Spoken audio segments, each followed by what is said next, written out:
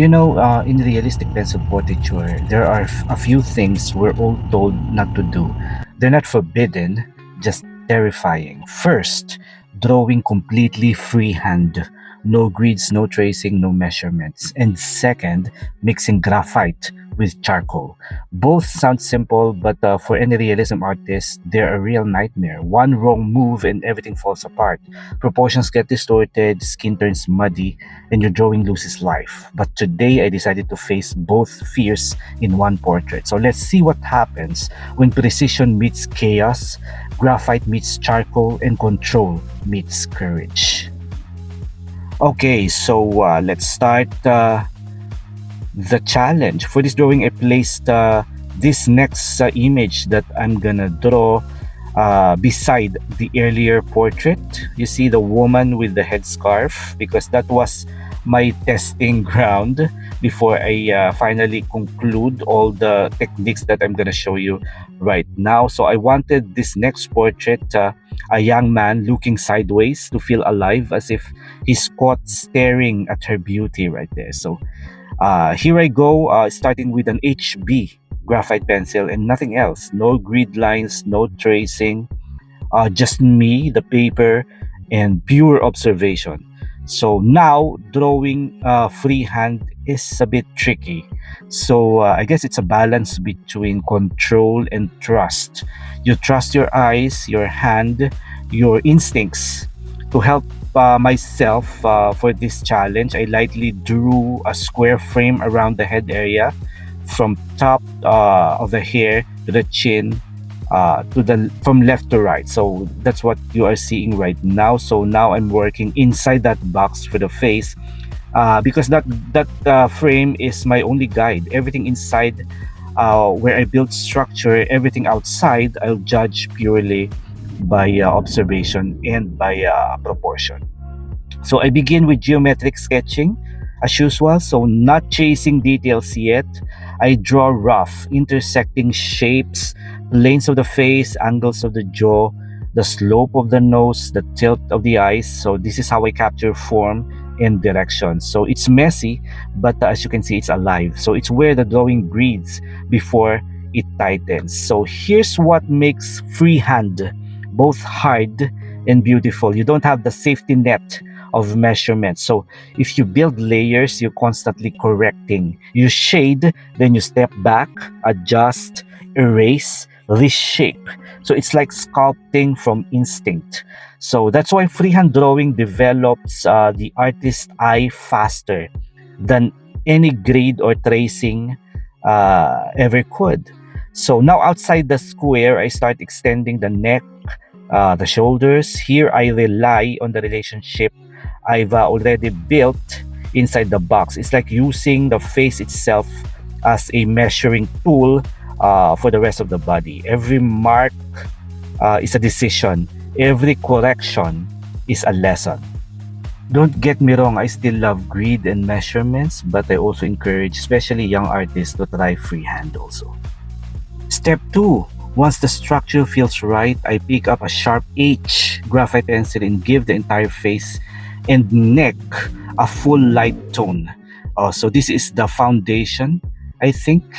It's like the priming of the canvas. So then I use a soft tissue to blend right here, and removing the paper's rough tooth. It's subtle, but the layer unifies everything and prepares the drawing for the next darker values. So step 3 is here. So after priming, as you can see right there, it seems dark, but you will be surprised later to see that that dark primer that we put using only an H pencil in step 2 is going to be invisible, almost invisible later. But this is step 3. This is the geometric shading using a B graphite pencil. So now I start shading the midtones, forming the basic light to shadow transition. So still focusing on geometry, not skin textures yet, not fine details, just clean shapes and shadow forms. So it's all about building the structure of light and depth. So the graphite here is still dominant. We haven't touched charcoal yet. We're keeping things calm before the storm. Because, graphite and charcoal don't quite mix well if you try to use them together. But with this technique, they will. Hopefully, they will go and mix well together.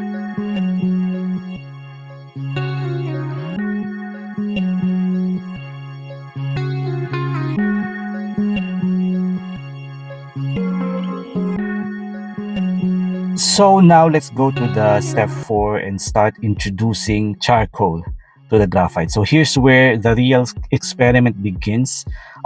Charcoal is a bit dangerous. One stroke too heavy and it eats the graphite alive. So I take my General 6B soft charcoal pencil and very lightly apply it only where the deepest shadows live. So in this case, the hair, the shirt, and the farthest side of the jaw.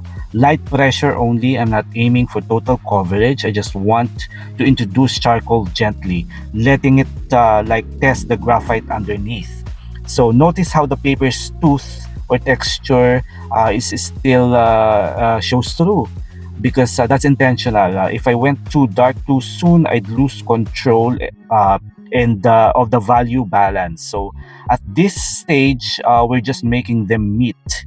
Think of it as a quiet handshake between graphite and charcoal. Polite, cautious, testing the waters. And then we go immediately to step 5. Now comes the key to making these two mediums work together, the brush method.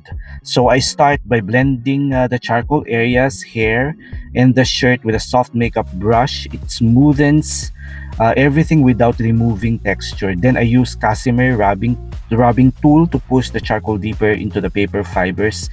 That's what gives the rich depth. As you see right here. So now watch this. Watch this. I return to the same makeup brush, the one now loaded with fine charcoal powder because of the blending. I use it to gently glaze over the graphite areas of the face and neck, not scrubbing, just whisper light strokes. So that little layer of charcoal sitting on top of the graphite kills the unwanted shine and deepens the shadows naturally. Okay, so this is where the two mediums start truly blending. Okay, not by force but by subtle transition. It's like they're learning to coexist. Okay, now we go to step 6. So it's like now the surface is balanced. I switched here on this pencil. This is the Staedtler Black 8B. This is darker than normal graphite with almost no glare. So this pencil is my secret weapon for high contrast details, as you can see right here. So I use it on the pupils, the eyelids, nostrils, mouth opening, and the edges of the jaw and neck muscles. So this touches start to bring structure and intensity back to the drawing. So here, graphite and charcoal are, finally cooperating. Okay, so you see depth from the charcoal, but realism and precision from the graphite pencil. So now I encourage everyone to purchase this pencil, this very nice Staedtler Black 8B. You will use it. You are gonna use it a lot.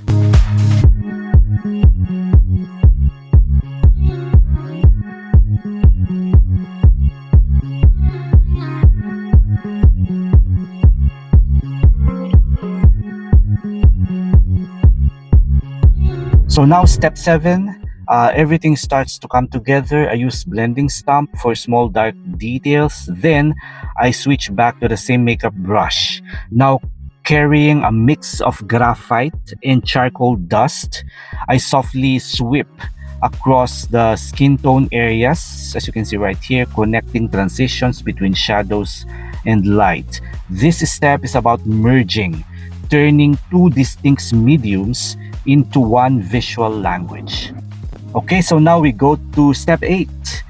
This is what I call target shading with 7B and B graphite pencil. So here I rebuild subtle skin tones. I use 7B pencil right here to emphasize contour shadows along the jawline, neck, under the cheekbones. And later on, you will see the B pencil. I use it to refine midtones and to blend also, and for lighter transitions. But for now, you see the 7B. It works really well with the charcoal underneath it. Okay, and then yeah, same brush again. So you brush in between. So now this is a B pencil. This is used to refine midtones and of course for transitions. Working on top of that charcoal glazed surface now feels different. You know, the tones are richer, smoother, and more controlled. So the charcoal layer underneath prevents glare and enhances the natural realism of graphite. So I use the same makeup brush, okay, the same one that we used in the beginning to blend in between every layer. So that's my magic tool throughout this piece. So here it is. Here is the same brush. Step 9. Finally, full confidence with charcoal. So I now use the same General 6B soft charcoal again, but this time with intention and boldness. I darken the hair completely, strengthen the shirt, and redefine the contrast. Here's the trick. As I blend these darks with the same brush, it reloads with charcoal powder, which I then reuse on the face shadow. So it's like the brush becomes a bridge, distributing charcoal evenly and naturally. So at no point do I apply charcoal directly to skin tone. Okay, I didn't apply the charcoal pencil directly on the skin tone. It's always through a brush that keeps the drawing clean and realistic. Step 10. Okay, this is final dark details. Now, back to my Steedler 8B black graphite. I use it for the darkest crisp lines, eyelashes, eyebrows, stray hair strands, mouth corners. Each mark now sits perfectly balanced between the matte charcoal and the glossy graphite. And one last sweep of brush, and it's all feels deep, unified, and alive. Now, step 11 right here is my favorite part, pulling light from the dark. So up until now, I haven't erased, if you noticed anything. Now it's time. Using kneaded eraser, right here, I lift soft highlights from the cheek, nose bridge, and forehead. Then, with an electric eraser, after this kneaded eraser right here, I love it. I love pulling highlights right here, and it makes the drawing pop out of the paper and seems three-dimensional. So this is now the electric eraser.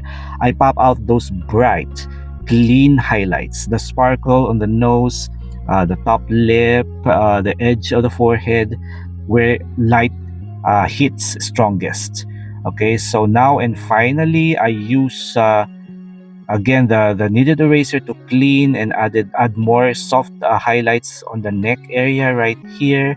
I love to show the musculature of his neck right here, like he is heavily looking at the girl beside him. Now the Tombow Mono Zero Eraser for those tiny line highlights along the neck muscles, the strands of hair, and the subtle close of the jaw. And then the white pen, of course. You need the white pen. Each erased line makes the portrait breathe, like switching the lights on, okay, inside the drawing. So here it is, a portrait done completely freehand and built from two mediums that were never meant to get along.